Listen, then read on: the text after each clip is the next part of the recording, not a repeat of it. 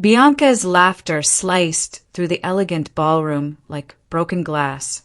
Look at her shoes, Pierce. They're scuffed. Did you find her at a bus stop? The crystal chandeliers sparkled overhead while every socialite in the room turned to stare at me. My ex-husband leaned close, his expensive cologne making my stomach turn. I invited you here to remind you that you're a nobody, Sloane. You should have stayed in the gutter where I left you. His voice was low, meant only for me, dripping with contempt. 3 years ago, those words would have destroyed me. 3 years ago, I would have run from this room in tears. But today was different. Today I had a secret weapon. I smiled at Pierce, watching confusion flicker across his perfect face. Thank you for the invitation, I said quietly. Then I pulled out my phone and sent a single text message to my lawyer waiting in the lobby. Within seconds, the ballroom doors would open, and Pierce Sterling's entire world would shatter into a million pieces. My name is Sloane Sterling. Well, technically it's Sloane Hayes now. I took back my maiden name after the divorce.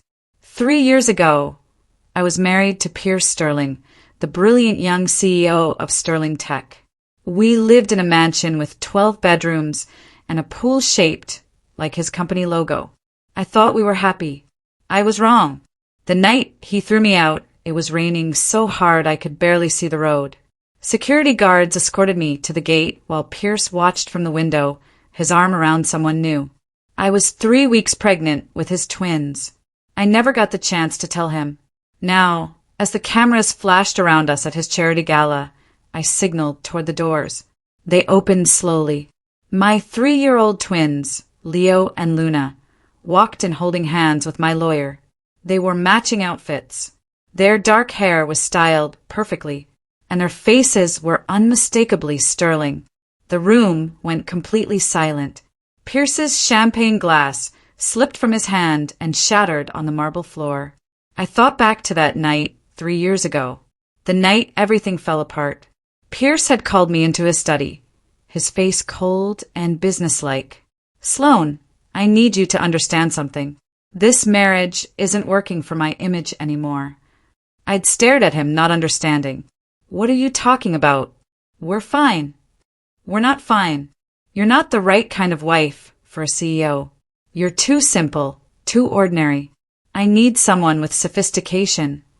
Before I could respond, his phone buzzed. He showed me the screen. It was a news article.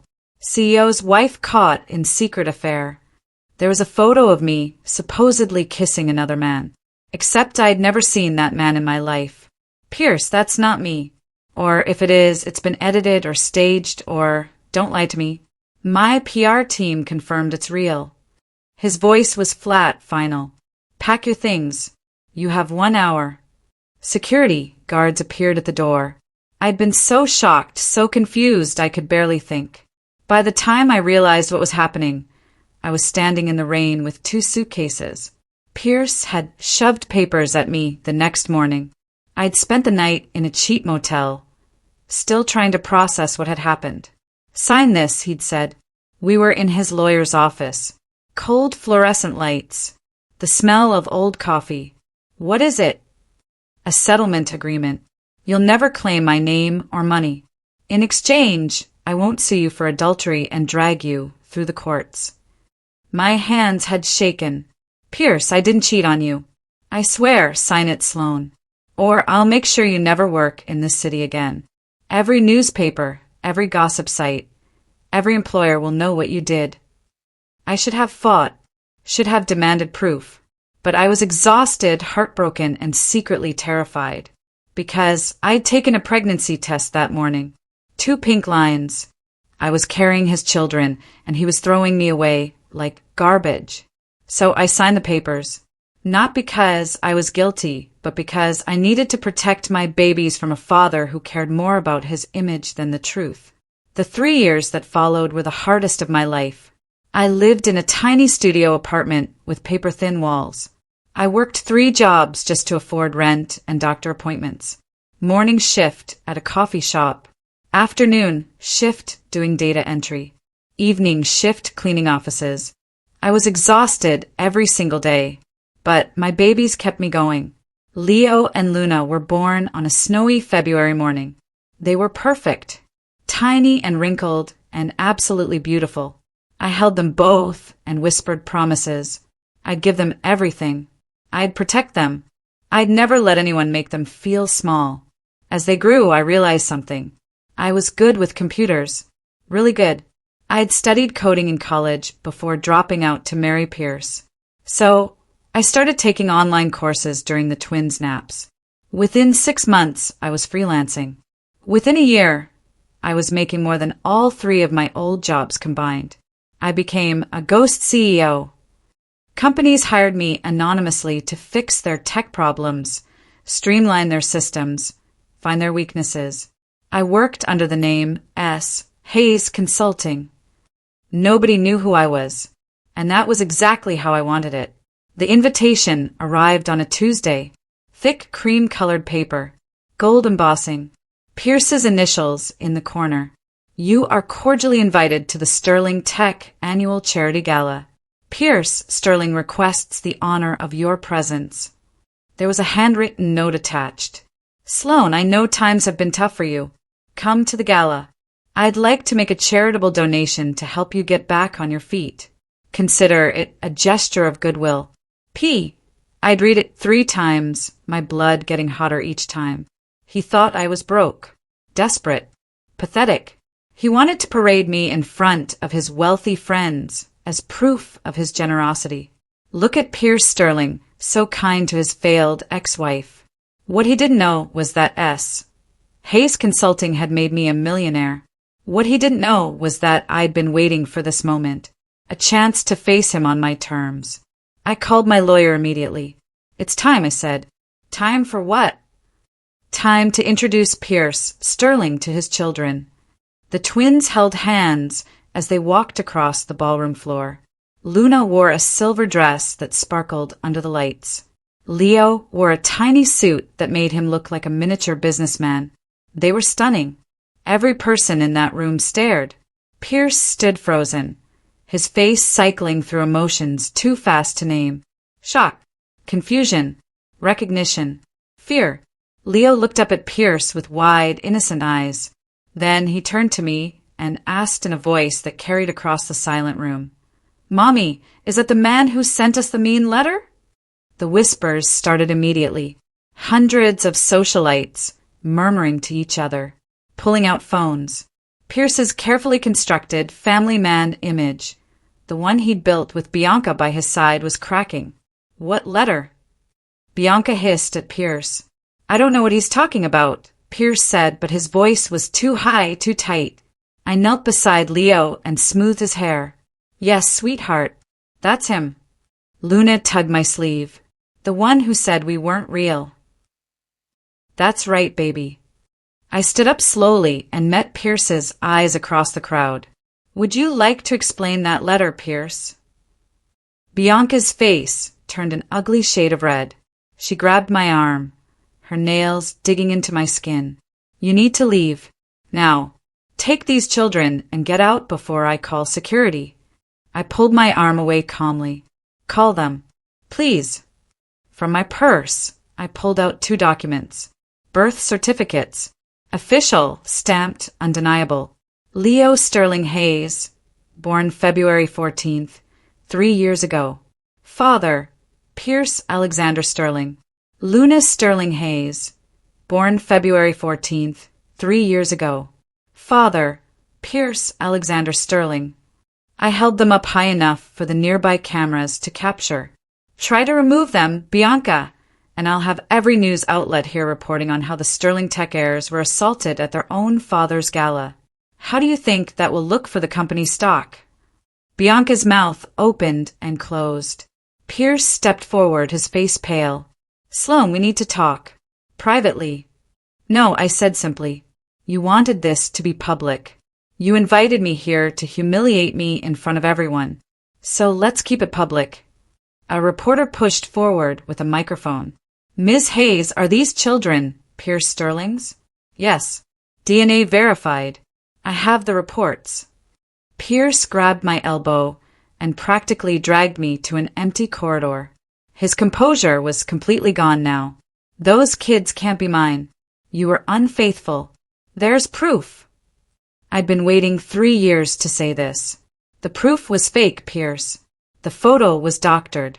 The entire affair story was manufactured by your PR team to give you grounds for a clean divorce. That's a lie, is it? I pulled out my phone and showed him a video.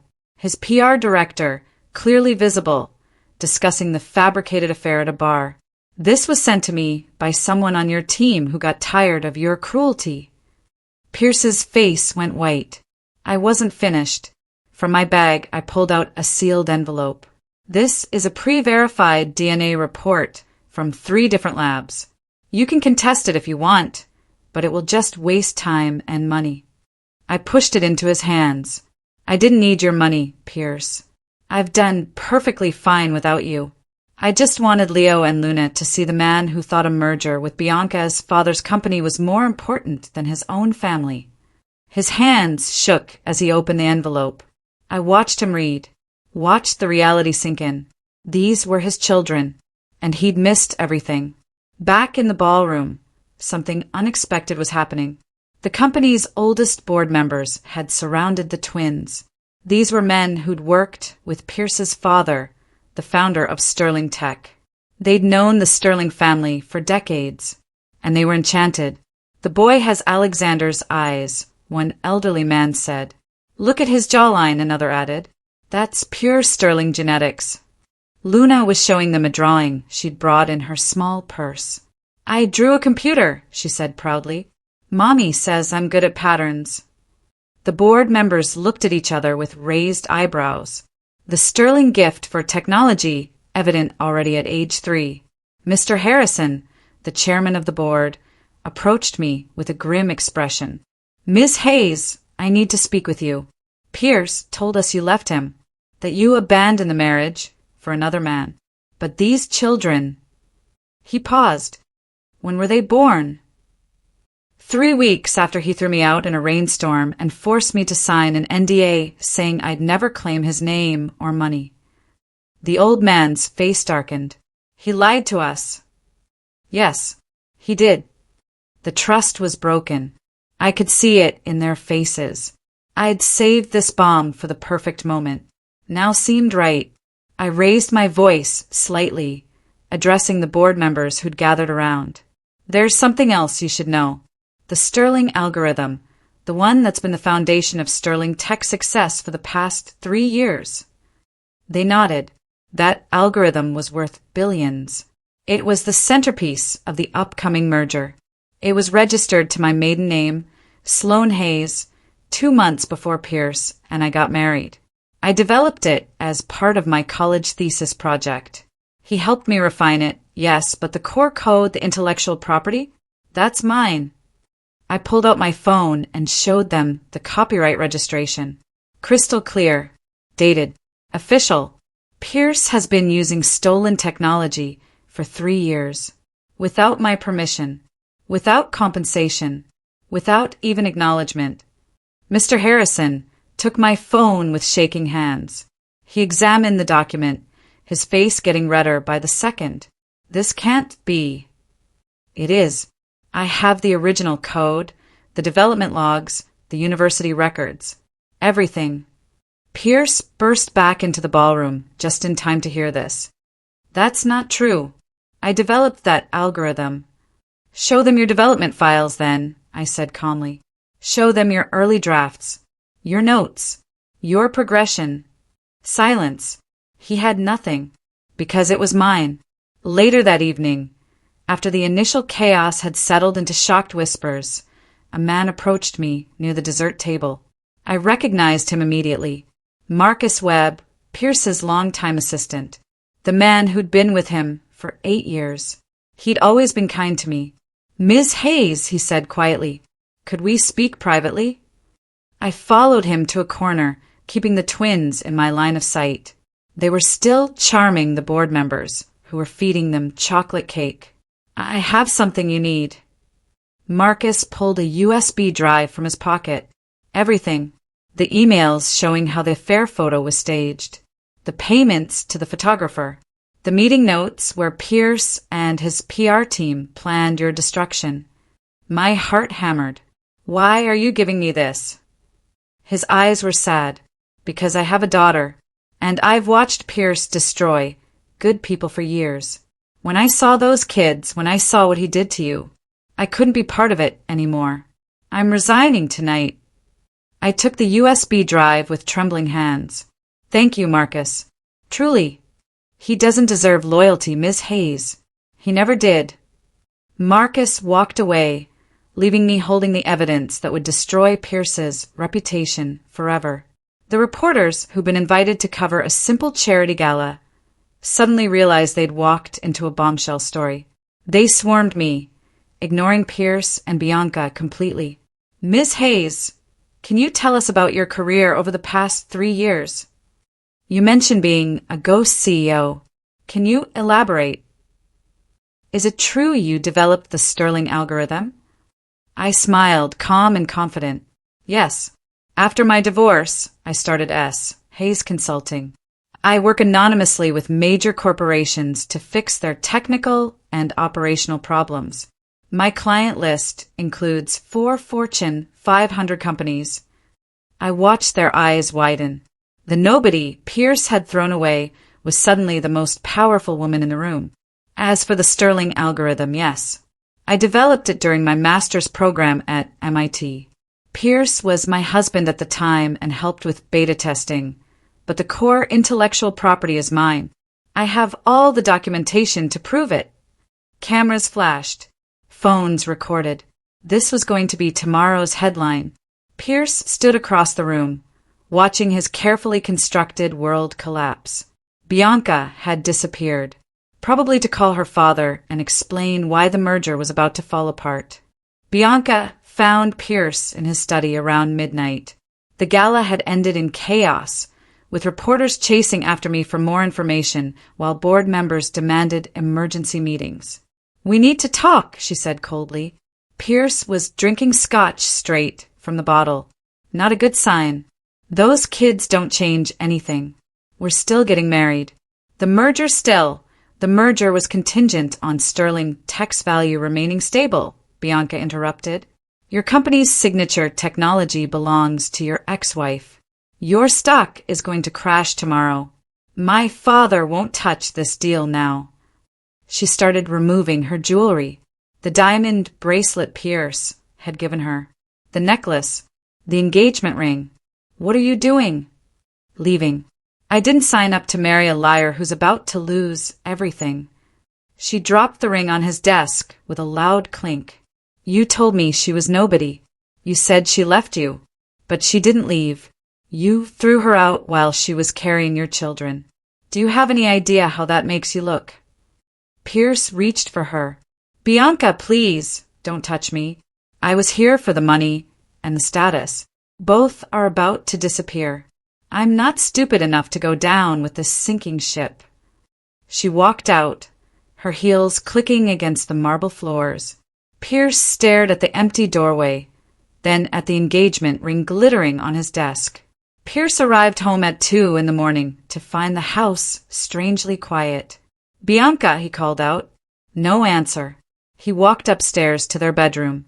The closet doors were open, empty. Every designer dress, every pair of shoes, everything was gone. He ran to his study and opened the safe where he kept Bianca's jewelry. The expensive pieces he'd bought to impress her father. Empty. The home security footage showed her leaving at midnight with 3 large suitcases and her personal assistant. She'd cleaned out everything valuable and disappeared. Pierce sank into his desk chair, staring at the empty safe. His fiancée was gone. His company was in crisis. His reputation was shattered. And 2 children he'd never met were suddenly the center of his entire world. He pulled out his phone and searched for Hayes Consulting. The results made his stomach drop. Article after article praising the mysterious consultant who'd saved failing companies. Estimated net worth, $20 million. Awards, recognition, success. Sloane hadn't just survived without him. She'd thrived. She'd built an empire while he'd been living off stolen code. The irony was suffocating. My lawyer called me at 7 the next morning. "Sloan, you need to see this." She emailed me a file. I opened it while Leo and Luna ate breakfast, arguing about which cartoon to watch. It was a forensic audit of Sterling Tech's finances. One line made my blood freeze. Unauthorized withdrawals from Sterling Trust Fund beneficiary. Unknown $2.3 million over 36 months.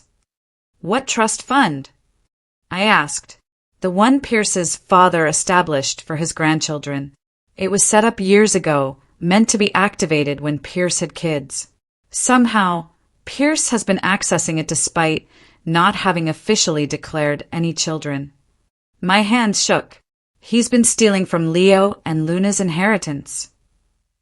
For 3 years, to maintain his lifestyle, pay for the mansion, fund his engagement to Bianca, all while pretending you and the twins didn't exist. I felt rage unlike anything I'd experienced. It was one thing to throw me away, but stealing from our children? From his own father's legacy to them? Can we recover it? Every penny, plus damages. I'm filing an emergency court order this morning. I looked at my twins, innocent and happy, completely unaware that their father had been robbing them blind. Pierce was about to learn what real consequences felt like. Victoria Sterling arrived at the gala venue the next afternoon. Pierce's mother was an elegant woman in her 70s who'd been traveling in Europe for the past 6 months. I'd arranged for someone to contact her immediately. Pierce had told her I'd run away with a lover, that I'd abandoned him for another man. She'd believed him. Why wouldn't she? He was her son. She walked into the lobby where I'd agreed to meet her. Leo and Luna were with me, holding my hands. Victoria stopped walking. Her face went completely white. "Oh my God," she whispered. She moved closer, staring at Leo. Her hand came up to cover her mouth. "He looks exactly like Alexander. Exactly like my husband." Tears filled her eyes. "Pierce told me he said you left him, that there were no children." "He lied to you," I said quietly. "He threw me out 3 years ago while I was pregnant. I tried to reach you, but Pierce blocked my calls." Victoria sank into a chair. She looked at Luna, who was watching her curiously. "You have Alexander's eyes, little one." Then Victoria's face changed.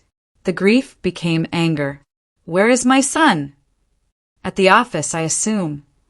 "Take me there. Now." The ride to Sterling Tech was silent, but I could see Victoria's hands shaking with rage. Victoria stormed into Pierce's office without knocking. I stayed in the lobby with the twins, but I could hear every word through the door Pierce had left open. "Mother, I can explain." "Explain?" Victoria's voice was ice. "Explain how I have 3-year-old grandchildren I've never met? Explain how you told me Sloan abandoned you when you actually threw her out while she was pregnant. She was having an affair. Don't you dare lie to me." I just spoke with Marcus. He told me everything. The fabricated photos, the staged scandal, all of it. There was a long silence. "Those children look exactly like your father, exactly like my Alexander, and you stole from them, from your own children." "I needed the money for what? Your mansion, your cars, your trophy fiancé who left you the moment things got hard." Victoria's voice dropped to something dangerous. "The mansion sits on land I own, Pierce. Land your father left to me. You've been leasing it from my trust." "Mother, you wouldn't. You have 48 hours to move out.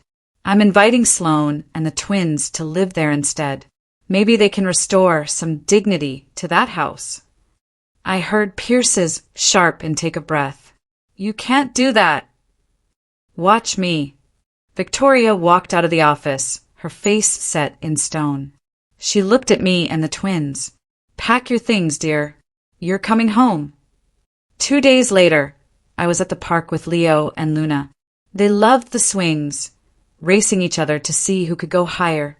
I was pushing Luna when I noticed a man approaching. Tall, expensive suit, sunglasses. Something felt wrong. Then I saw Pierce behind him. My security guard, a former military man I'd hired when Hayes Consulting started making serious money, materialized beside me instantly. Ms. Hayes stepped back. Pierce was trying to reach the twins. Leo, Luna, come with Daddy. We need to go. Leo looked confused. Luna started crying. My security team moved fast. 3 of them surrounded Pierce and the man he brought. Cameras I'd installed throughout the park captured everything. You're trying to kidnap them? I demanded, pulling both twins behind me. They're my children. I have rights. You have no rights. You signed away all parental claims in the settlement agreement 3 years ago. You made me sign an NDA, and you signed away any future claims to children born from our marriage. Pierce's face went red. That's not, it is. Your lawyer buried it on page 17. You didn't read carefully. Security escorted Pierce off the playground. He fought them, screaming about his rights, causing a scene. Every second was recorded. The footage would be on every news site by evening. The emergency board meeting was called for Monday morning. I wasn't officially invited, but Mr. Harrison called me personally. Ms. Hayes, your presence is requested. This concerns your children's future. The boardroom was packed. Every major shareholder, every board member, even some employees I didn't recognize. Pierce sat at the head of the table, looking exhausted and defeated. Mr. Harrison stood up. We're here to vote on a motion of no confidence regarding Pierce Sterling's leadership of Sterling Tech. The vote was unanimous. Every single person voted to remove Pierce as CEO. Not one person stood by him. Furthermore, Mr. Harrison continued, we'd like to offer the CEO position to you, Ms. Hayes. Your track record with Hayes Consulting speaks for itself. Your ownership of the Sterling algorithm makes you invaluable, and your children represent the future of this company. I looked at Pierce. His face was gray. I need time to think about it, I said, but I appreciate the offer. Take all the time you need, Mr. Harrison said. We'll appoint an interim CEO for now. Pierce was escorted from his own boardroom. He didn't even fight it anymore. He just looked empty, broken. The golden boy of Sterling Tech was officially finished. I requested a private meeting with Pierce the next day. Just the 2 of us in what used to be his office. He looked smaller somehow, like he'd physically shrunk. I've taken over your debts, I said without preamble. Your car loan, the lease on your apartment, your personal credit cards. All of it. He stared at me. What? I bought them. All of your debt now belongs to me, which means I own your financial life. I leaned back in the chair. His chair. The CEO's chair that used to be his father's. I can call in these debts anytime I want. I can ruin your credit permanently. I can make sure you never get another loan, another credit card, another chance. Pierce's hands curled into fists. Why would you do this? Because 3 years ago, you made me sign papers that gave you complete control over my life. You threatened to destroy me if I didn't obey. Remember? I smiled. Now I'm returning the favor. Except I'm not going to destroy you, Pierce. I'm going to give you a choice. I slid a contract across the desk. You can declare bankruptcy, lose everything, and start over with nothing. Or you can accept my terms. He picked up the contract with shaking hands and read it. His face went through several emotions before settling on disbelief. Bianca's lawsuit landed on my desk a week later. She was suing me for defamation of character and intentional infliction of emotional distress, claiming I'd ruined her reputation and her engagement. My lawyer actually laughed when she read it. This will be dismissed immediately, she said. The hearing was almost comical. Bianca's lawyer stood up, presenting a list of damages. Loss of engagement, social embarrassment, emotional trauma. The judge looked bored. Then my lawyer stood up. Your Honor, we have evidence that Ms. Bianca Wells actively participated in fabricating the affair evidence that destroyed Ms. Hayes's marriage. She helped Pierce Sterling select the doctored photos, approve the press release, and even suggested which newspapers to contact. She presented emails, text messages, meeting notes, all from Marcus's USB drive. Bianca's face went white. These emails show Ms. Wells knew the affair was false and participated in the fraud anyway. We're prepared to file countercharges for conspiracy and fraud. The judge didn't even need to think about it. Case dismissed. Ms. Wells, you're lucky Ms. Hayes isn't pressing criminal charges. Get out of my courtroom. The entire hearing lasted 5 minutes. Bianca ran out like her heels were on fire. I never saw her again. Pierce showed up at my new office a month later, the same building where his father had started Sterling Tech 40 years ago. He was wearing jeans and a plain shirt. No designer labels. No expensive watch. He looked ordinary. I'm here about the job, he said quietly. I'd offered him a position. The same entry-level job his father had started at when Sterling Tech was just a dream. Warehouse inventory management. Minimum wage. No special treatment. Why do you want it? I asked. Because I need to work. And because... He paused, struggling with the words. Because you were right. I need to build myself up honestly. If I can. I studied him. He looked genuine, but I'd believed his lies before. This isn't charity, Pierce. You'll work 40 hours a week. You'll report to a supervisor who's 23 years old. You'll follow the same rules as everyone else. I understand. And on weekends, if you complete a parenting course and undergo a psychological evaluation, you can have supervised visits with Leo and Luna. 1 hour every Sunday. If you prove you can be a decent father. His eyes filled with tears. Really, they deserve to know their father, but only if their father becomes someone worth knowing. Pierce nodded, unable to speak. Do we have a deal? Yes. Thank you, Sloan. I'm sorry. For everything. I didn't forgive him. Maybe I never would. But I could give him a chance. One chance to become better. The press conference was scheduled for 2 weeks later. I stood at the podium in front of 50 reporters, Leo and Luna sitting in the front row with Victoria, who become their beloved grandmother. I'm pleased to announce that I'm officially accepting the position of CEO of Sterling Tech. I began. Cameras flashed. Moving forward, the company will be rebranded as Sterling and Sons and Daughter. This name honors the founder, Alexander Sterling, and his vision of a family legacy. I paused, letting that sink in. I also want to address the scandal from 3 years ago. The affair that supposedly ended my marriage never happened. The photos were doctored, the evidence fabricated. The entire story was manufactured to force a divorce. I have proof, and I'm releasing all of it to the media today. I held up Marcus's USB drive. Sterling Tech will no longer be built on lies. We're starting fresh with honesty, integrity, and innovation. I saw Pierce in the back of the room, wearing his warehouse uniform. He was watching me with something that might have been pride, or maybe just regret. And finally, I want to say something to anyone who's been thrown away, told they're worthless, made to feel small. You're not. You're stronger than they know. And sometimes the best revenge isn't revenge at all. It's success. The room erupted in applause. 6 months later, I sat at my desk in the CEO's office, the same desk Alexander Sterling had used when he'd founded this company. Leo and Luna were playing on the floor nearby with toy computers. I bought them. Victoria sat in the corner, knitting and watching them with pure joy. Through the window, I could see the warehouse.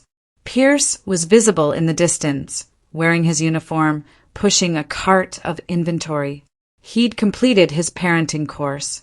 His supervised visits with the twins had gone well. He was actually trying to become a better person. Whether he'd succeed or not remained to be seen. But at least he was making the effort. My computer pinged with an email. Another company requesting Hayes Consulting Services. I still took select projects under my pseudonym. Still helped companies from the shadows. Leo looked up from his toys. Mommy, when I grow up, can I work here with you? Of course, sweetheart. This company belongs to you and your sister just as much as it belongs to me. Luna climbed into my lap. We're rich now, right? I kissed the top of her head. We have something better than money, baby. We have each other. We have truth. We have dignity. I looked at Pierce through the window. He'd tried to destroy me, tried to make me nothing. Instead, he'd freed me to become exactly who I was meant to be. I closed my laptop and focused on my children, on this moment, on this life I'd built from ashes. I hadn't just survived Pierce Sterling. I'd conquered, and that was the sweetest victory of all.